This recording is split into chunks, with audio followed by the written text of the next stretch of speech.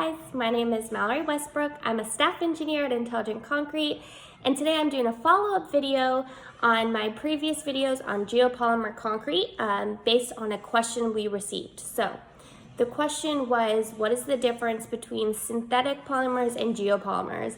And that's an awesome question. So in the old videos, I talked a lot about geopolymers, which is utilizing aluminum and silica to create, in this case, geopolymer concrete, but a geopolymer. Synthetic polymers, if you're not familiar, are plastics. So a lot of the common plastics we use, they're synthetic polymers.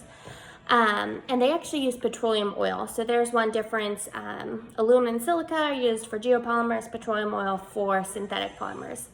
The biggest difference besides that is going to be the type of polymerization that occurs. So there's a lot of great books out there that really go in. Polymerization is actually a very complicated topic, but there's great resources looking online, also books available. But geopolymers undergo step polymerization, which is a monomer to a dimer to a trimer and then to a polymer chain, and then that 3D network.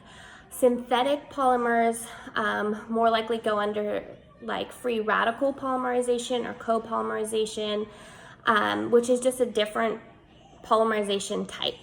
So it's taking the raw material into this hardened plastic form. Thank you for the question. If you have any more questions, I'll be happy to answer. And as I said, there's great resources that really go more in depth into the different types of polymerization and what that can mean. So thanks for tuning in, guys, and please feel free to like, subscribe, and comment. Thanks.